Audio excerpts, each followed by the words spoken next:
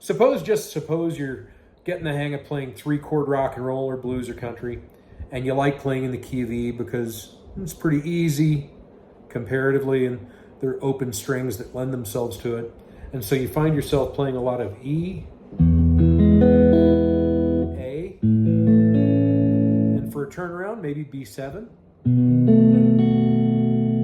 So those chords would also be known, or the notes in an E major chord would be known as the root.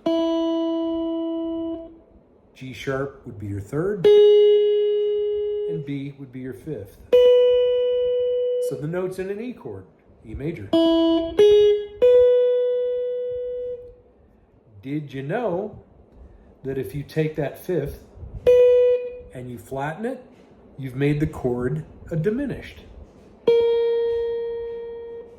So here are the notes in an E diminished. Now I'm going to cleanse your palate with the notes in an E chord again. E, G sharp, B. Now if we take that B and sharp it, we've got what's called an augmented. So the notes in an E aug are.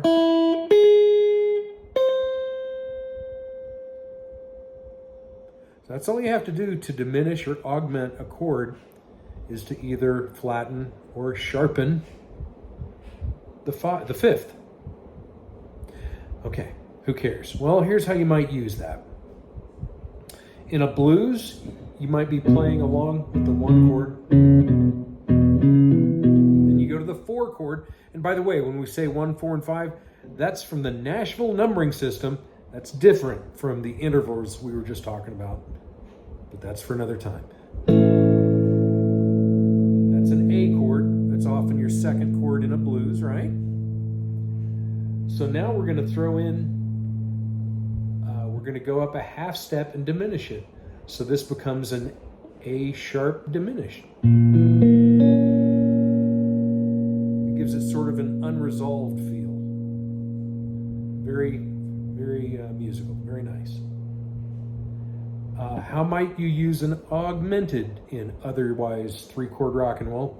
Well, I noticed when I was learning sort of British invasion music that a lot of times the pop bands from England from that era, for a turnaround chord, would use an augmented. So here's the root, here's the 4 chord, and here's the 5 chord augmented.